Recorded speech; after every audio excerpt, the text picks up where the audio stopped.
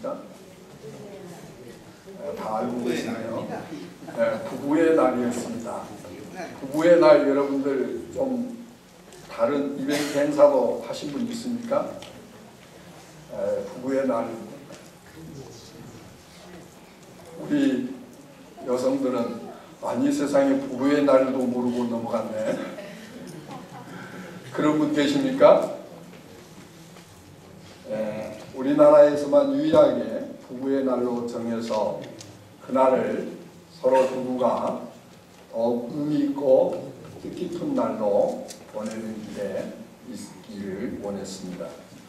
이 OECD 국가 중 이혼율 세계 1위 그리고 1.08%의 저출산, 성인 남녀의 51%가 결혼을 원치 않습니다. 결혼을 하여 자녀를 낳겠다는 사람도 23%. 그리고 우리 교회는 결혼을 하면은 자녀를 잘 낳습니다. 할렐루야. 우리 교회 와서 아이를 낳지 못한 사람은 아무도 없습니다. 아멘. 하나님이 특별한 은혜를 주신 줄로 믿습니다. 아멘. 요즘 킹피모 말 들어보셨나요? 포에버걸 이런 모임이 있다라는 거예요. 이 킹피모란 킹카가 눈이 삘 때까지 기다리는 모임의 약자로 노처녀들의 모임입니다. 그리고 포에버는 말 그대로 영원한 처녀로 남겠다. 그런 또한 모임이 있다라는 거예요. 어떻게 보면 가정이 해체되고 무너지고 있음을 보여주고 있습니다. 가정이 무너지면 사회가 무너지고 국가가 무너지고 가정이 무너지면 모든 것이 심각한 결과를 초래함에도 불구하고 현대의 가정이 점점 붕괴되고 있다는 안타까운 사실입니다.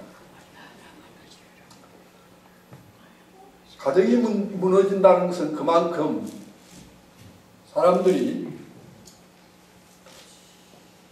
쾌락주의에 빠져 있다라고 볼 수가 있습니다. 현대인들이 추구하는 것이 쾌락이라는 것입니다. 그만큼 타락한 시대가 된 것이죠. 지금 사탄은 가정을 무너뜨리기 위해서 여러 전략으로 가정을 붕괴시키고 있습니다. 우리나라 서울 한복판에서 세계 동성애자들이 퍼레이드를 벌이게 된 것을 우리는 알고 있습니다. 세상이 이처럼 미쳐 돌아가고 있습니다. 하나님의 심판이 임박했다라는 것을 보여주고 있습니다. 예수 그리스도의 재림이 임박한 것입니다. 여러분, 가정은 부부로부터 시작됩니다. 남녀가 결혼하지 않으면 가정이 이루어질 수가 없는 겁니다. 남녀가 결혼을 해서 아이를 낳고 그러면서 가정을 이루고 가정에서 하나님을 섬기는 법을 배우고 그런가 하면 가정에서 하나님의 놀라운 축복 가운데서 행복한 삶을 누리게 했다라는 사실입니다. 문제는 모든 사람들이 결혼을 하되 그 결혼을 왜 하느냐? 그것은 모두가 다 행복하기 위해서 결혼을 합니다. 행복하기 위해서 결혼을 해서 행복한 결혼 생활을 해야 하는데 행복한 결혼 생활을 하지 못하는 그런 안타까움이 있다라는 사실입니다. 왜 그럴까요? 그것은 아내는 남편을 행복하게 하기 위해서 노력해야 하고 또 남편은 아내를 행복하기 위해서 노력해야 하는데 자기만의 행복을 추구하고 있기 때문에 결국은 내가 행복하지 못하니까 그 행복을 찾아서 서로의 아픔을 뒤로한 채 헤어지는 그런 안타까움이 있습니다. 문제는 내가 행복하기 위해서 결혼하는 것이 아니라 상대를 행복하기 위해서 결혼을 해야 한다는 사실을 잊고 산다는 겁니다. 내가 행복하기 위해서 결혼을 하고 내가 행복하기 위해서 거기에 초점을 두고 있다면 결코 나도 행복할 수 없고 상대도 행복할 수 없고 서로 불행할 수밖에 없다는 사실입니다. 현대인의 이혼 사유 중에 가장 많은 것이 성격이 맞지 않는다라는 것이죠. 성격이 맞지 않다라는 것은 깊은 내면에 들어가면 성생활에 트러블이 있다라는 겁니다.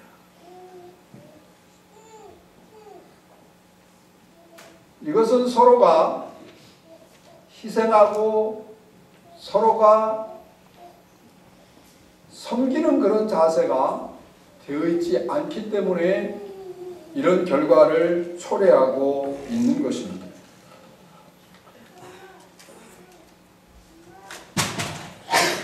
행복은 누구를 만났는가에 있는 것이 아니라 어떻게 사느냐에 있습니다. 얼마나 좋은 배우자를 만났는가가 아니라 어떻게 좋은 배우자가 되는가에 있습니다. 행복한 부부는 만들어지는 것입니다. 부부의 사랑은 독창이 아니라 합창입니다. 꾸준히 뜻을 맞추고 목표를 일치시키는 부단한 자신의 희생 속에서 살아가면서 마침내 불만을 감사로 바꾸며 사는 사람들이 행복한 부부가 될 수 있는 줄로 믿습니다. 여러분, 하나님께서 가장 이상적인 남편과 아내를 만나게 해서 부부가 되게 했다라는 사실을 여러분 기억하셔야 합니다. 지금 내가 함께 살고 있는 남편은 67억 인구 가운데서 내게 가장 잘 맞는 이상적인 남편이다. 아멘? 아멘 안 하시네요. 내 아내는 나에게 가장 맞는 이상적인 아내다. 여러분, 다른 아내 만나면 같이 살 수 없어요. 왜? 지금 아내하고 안 맞으면 다른 아내도 전혀 맞지 않아요. 지금 남편하고 맞지 않으면 다른 남편하고 전혀 맞지 않아요. 그래서 가장 이상적인 아내와 남편이 만나서 부부가 되었다는 사실을 우리는 알아야 돼요. 왜냐하면 하나님이 짝지어 주셨기 때문에. 할렐루야. 여러분, 하나님이 너무나도 잘 알고 나에 대해서 너무나도 잘 알고 나의 성격과 나의 부족함과 나의 모든 것을 너무나도 잘 알기 때문에 나에게 가장 적합한 가장 맞는 아내, 남편을 짝지어 주신 겁니다. 아멘. 아멘. 아멘. 그러므로 우리는 남편의 단점이 보이면 내가 그 단점을 보완해야 합니다. 도와줘야 합니다. 그래서 부부는 하나님이 배필로 서로 돕도록 짝지어서 살게 하신 겁니다. 아내의 단점이 보이면 그 아내의 단점을 내가 보완해주고 도와줘야 하는 겁니다. 그래서 서로 돕는, 서로 부족한 부분을 돕고 살아갈 때 행복한 부부가 될 수 있는 줄로 믿습니다. 탈무드에 이런 말이 있습니다. 딸아, 내가 남편을 왕처럼 존경하면 그는 너를 여왕처럼 대우할 것이다.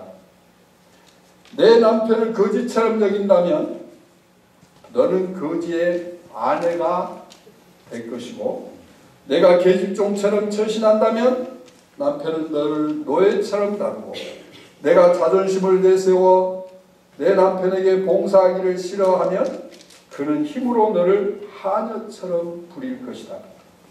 언제나 가정에 마음을 쓰고 그의 소지품을 귀중히 여기라.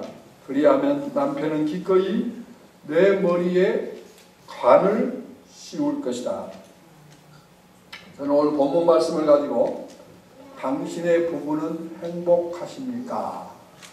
그런 제목으로 말씀을 드리면서 함께 은혜를 나누기를 원합니다. 한번 스스로 생각해 보세요. 우리 부부는 행복한가? 행복하지 않다면 왜 행복하지 않는가?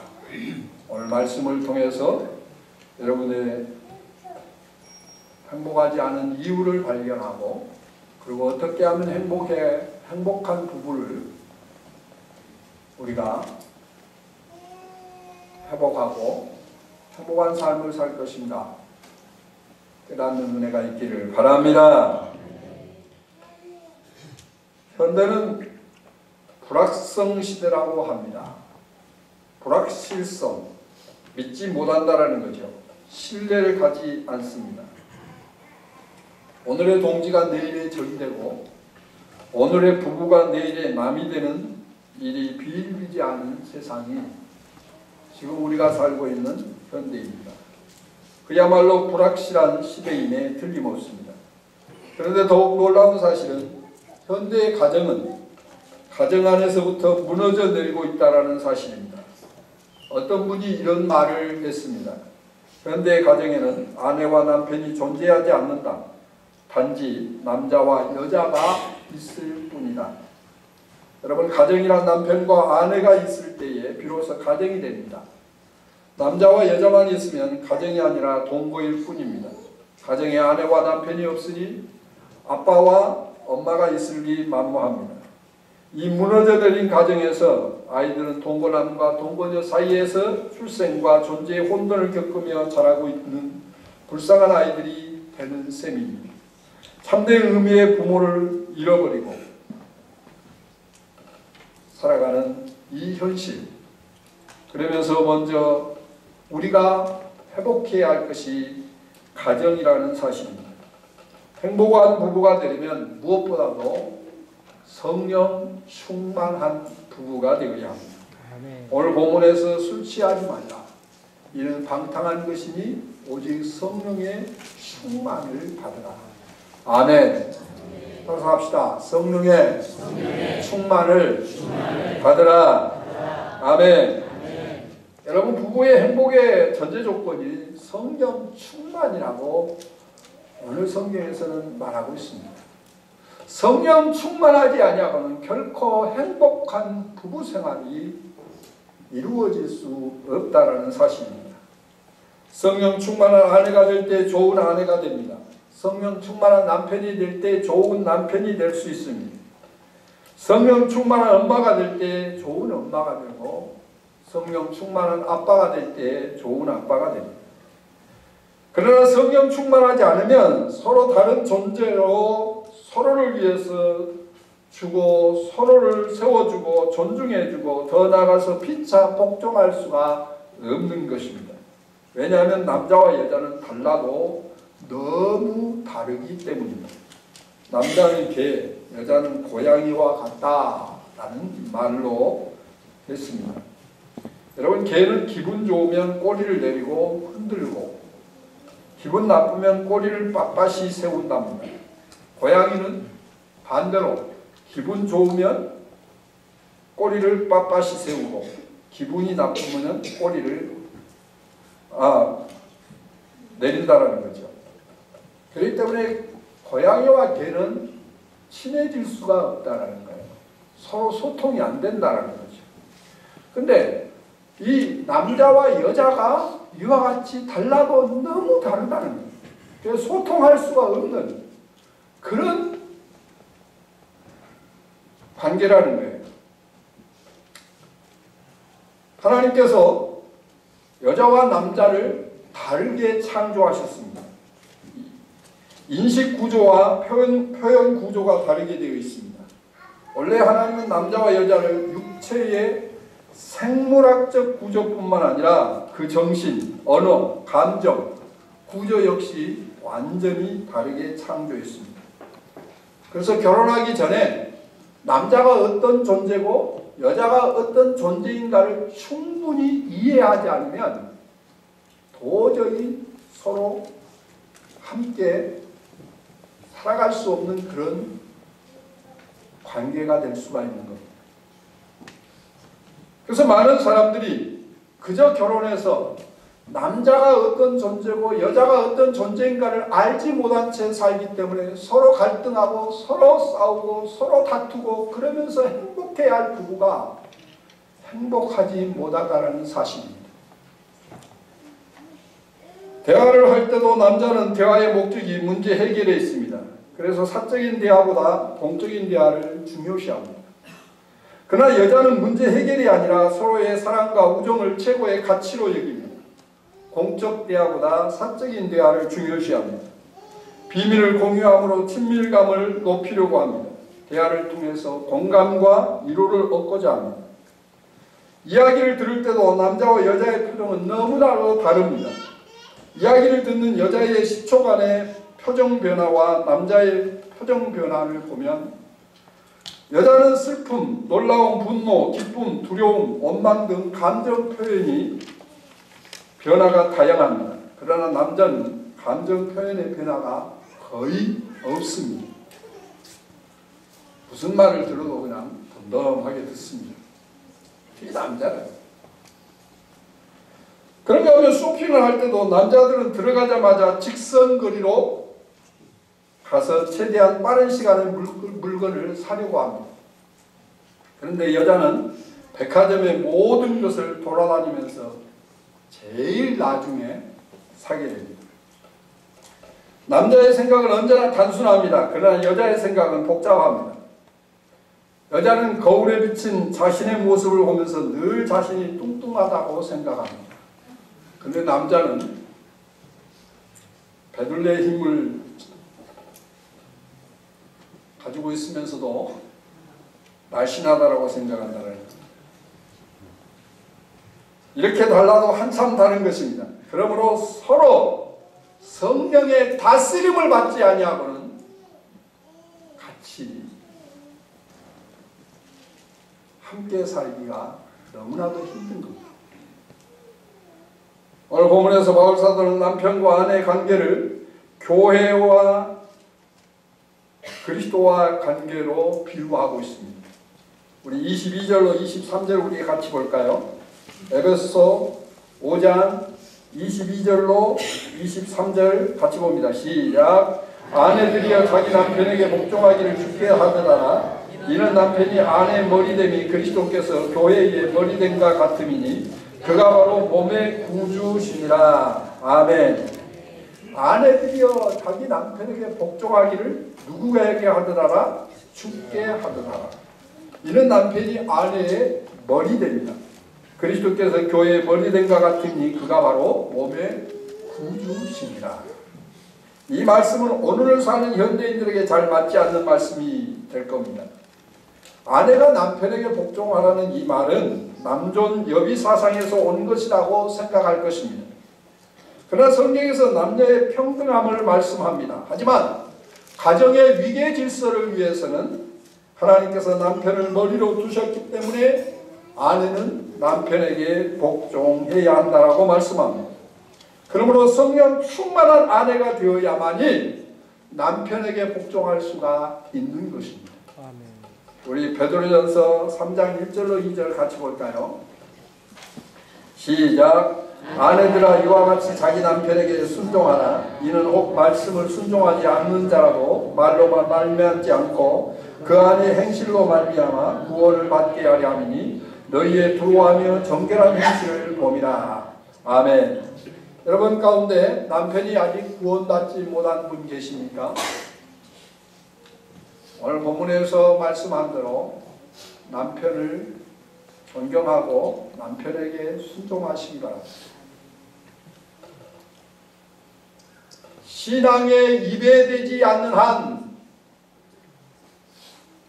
남편이 아직 예수님을 믿지 않는다면 그 남편에게 절대 순종하는 아내가 되시기 바랍니다. 그게 쉬운 게 아닙니다. 그래서 성령 충만한 아내가 되어야 합니다. 아멘. 성령 충만한 아내가 되어야만이 남편을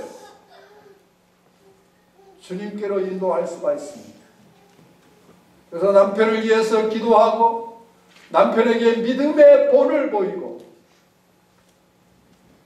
그러나 여러분이 기억해야 할 것은 남편이 믿지 않는데 주일날 어디 가자고 할 때에 따라가면 여러분 남편을 주님 앞으로 인도하기는 더욱 힘들 겁니다. 주일날 어디 가자고 해도 단호하게 거절하면서 나는 교회 가야 한다고 해야 합니다. 물론 남편이 화를 낼 겁니다. 싫어할 겁니다. 그럼에도 불구하고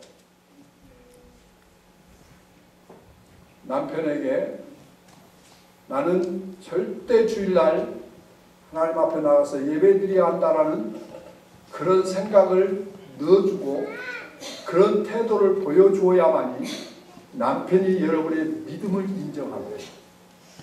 남편이 여러분의 믿음을 인정해야 남편이 주님 앞에 돌아올 것입니다. 아멘.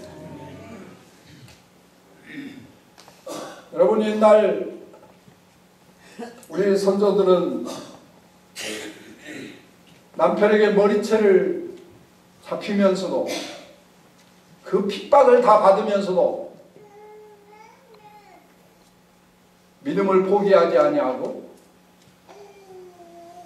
끝까지 믿음으로 나갔을 때 그 남편도 구원받고 그 가정이 구원의 축복을 받게 되었다는 사실입니다.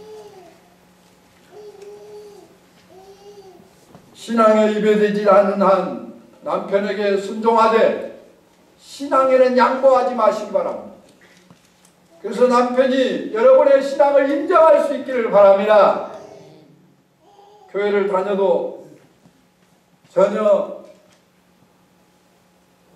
믿음의 모습을 보이지 않는다면 결코 남편은 주님 앞에 돌아오지 않을 겁니다.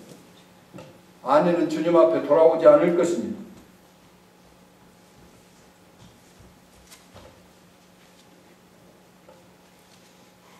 사랑하는 여러분, 아직 남편이 믿음의 사람이 아닙니까?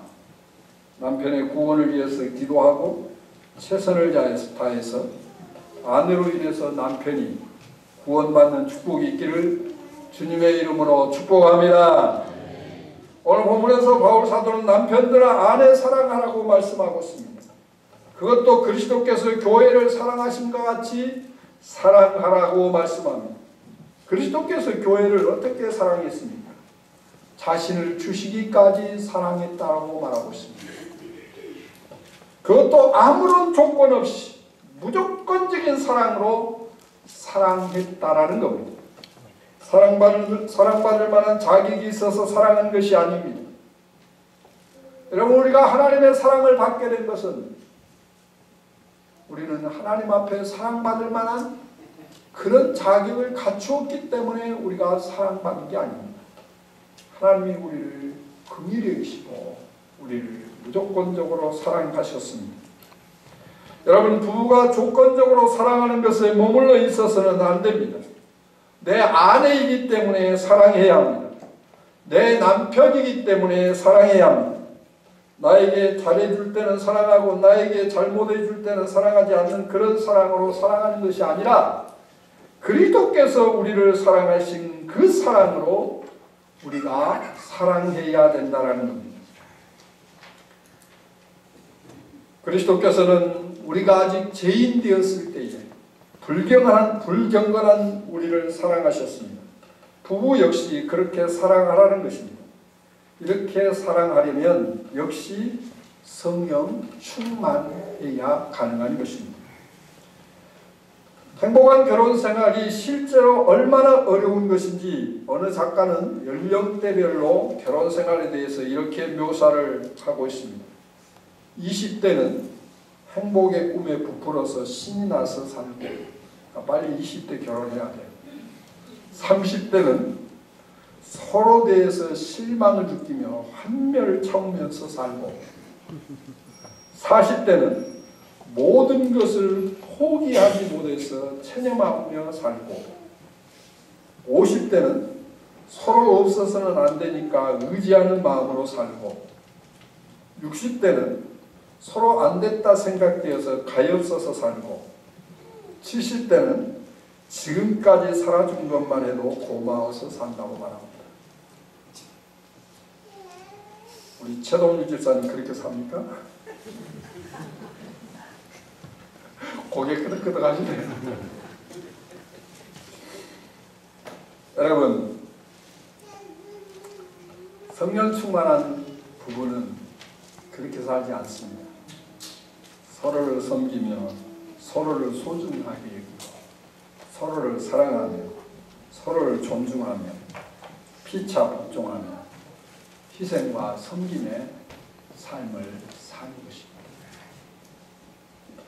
어떤 청년이 장로님에게 찾아가서 좋은 신부 한 사람을 소개해달라고 부탁했습니다.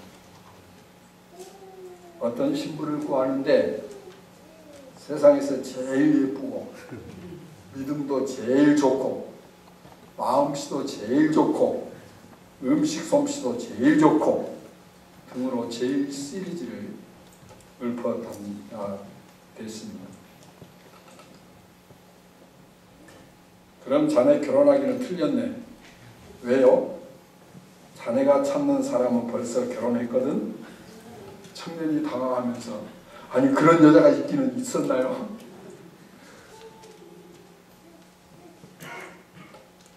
그러자 장로님은 믿고 말고 내 아내가 그 여자야. 사실 장로님의 부인 권사님은 얼굴도 평범하고 키도 작고 몸도 뚱뚱한 부인입니다. 그러나 그 말을 하는 장로님은 조금도 거짓이 없어 보였습니다. 이 순간 청년의 여자 보는 눈이 거듭나게 됐다는 것 아닙니까? 예수 잘 믿으면 자기 아내가 세상에서 제일 예쁘게 여겨진다라는 것을 깨닫게 되었다는 겁니다. 여러분, 성경에서 가장 이상적인 부부는 브리스길라와 아굴라입니다. 목회자들이 가장 좋아하는 부부, 목회자들이 가장 원하는 부부, 브리스길라와 아굴라 부부입니다. 아니, 우리 그리스도인들이 마땅히 또한 원해하고 또한 그런 부부가 되기를 노력해야 하는 그 부부, 브리스길라와 아굴라. 이 브리스길라와 아굴라는 같은 생각을 하는 사람이었습니다. 같은 마음을 품은 사람이었습니다. 부부가 같은 비전을 가지고 있는 부부였습니다. 같은 삶의 목적을 가지고 같은 가치관을 가지고 살아가는 그런 부부였다라는 사실입니다. 이 부부는 오직 주님을 사랑하고 복음의 가치와 복음의 능력을 아는 그런 부부였습니다. 이 부부의 믿음에 대해서 바울 사도는 이렇게 이야기합니다. 우리 로마서 16장 3절로 4절 같이 한번 볼까요? 시작. 너희는 그리스도 예수 안에서 나의 동역자들인 브리스가와 아굴라에게 문안하라. 그들은 내 목숨을 위하여 자기들의 목까지도 내어놓았나니 나뿐 아니라 이방인의 모든 교회도 그들에게 감사합니다. 저희 교회도 브리스가와 아굴라 같은 부부가 많이 있습니다. 할렐루야. 아멘. 여러분, 믿음 충만한, 성령 충만한 부부, 정말 주님을 사랑하고 정말 말씀 내에 순종하고 주의 복음의 가치를 알고 복음의 능력을 경험하고 주님을 위해서, 복음을 위해서, 몸된 교회를 위해서 헌신하고 충성하는 그런 부부. 가장 하나님 보시기에 아름다운 부부요. 모든 사람들이 보기에 아름다운 부부인 것입니다. 사랑하는 여러분, 여러분의 부부는 행복하십니까? 혹 부부가 헤어져서 이제 홀로 사신 분 계십니까? 예수 그리스도는 가장 좋은 신랑이 되신 줄로 믿습니다. 그래서 바울 사도는 예수 그리스도를 만난 다음에 그분이 너무나도 좋으신 분이기 때문에 결혼하지 않고 그분만을 위해서 살았습니다. 우리 그리스도인들은 바울에 의하면 결혼을 할 수도 있고 결혼을 안 할 수도 있는데 뭘 위해서 결혼을 해야 하고 뭘 위해서 결혼을 하지 않아야 하느냐를 바울은 우리에게 가르쳐주고 있습니다. 정말 내가 주님을 사랑하고 내가 주님을 나의 신랑으로 모시고 내가 주님을 위해서 평생 살기를 원한다. 그럼 결혼하지 않아요. 결혼을 해서 브리스글라와 아굴라처럼 정말 믿음이 하나 되고 무엇보다도 마음과 뜻이 하나 되고 비전이 하나 되어서 주님 복음을 위해서 내가 살아야 되겠다. 저는 결혼하게 된 이유는 저는 제 아내에게 나는 행복하기 위해서 결혼하지 않는다. 나는 하나님께서 주신 사명이 있는데 이 사명을 보다 더 효과 있게 감당하기 위해서 나는 결혼한다. 그렇게 말했습니다. 여러분, 우리가 행복보다 더 중요한 것이 있습니다. 그것은 바로 내게 주어진 사명. 그 사명을 감당하는 것입니다. 할렐루야. 브리스가 아굴라처럼 정말 복음을 위해서 살아가는 그런 부부. 그런 부부가 될 때 가장 이상적인 부부가 될 것이고 가장 행복한 부부가 될 것입니다. 하나님은 여러분을 짝지어서 부부가 되게 하셔서 가정을 이루셨습니다. 이제는 행복한 부부로 회복되기를 바랍니다. 그러기 위해서는 성령 충만하시기 바랍니다. 그러므로 서로를 사랑하고 서로를 섬기고 서로를 존중히 여기고 서로를 신뢰하고 서로를 돕는 그런 아름다운 부부. 연세되신 분들이 한결같이 말하는 게 뭡니까? 남는 것은 부부밖에 없다. 젊은 사람도 그 말을 잘 이해하지 못하죠. 그렇죠. 자녀들 떠나면 그만입니다. 그러므로 여러분의 부부가 보다 더 행복한 부부로 행복한 삶을 누리는 그런 은혜와 축복이 있기를 주님의 이름으로 축복합니다.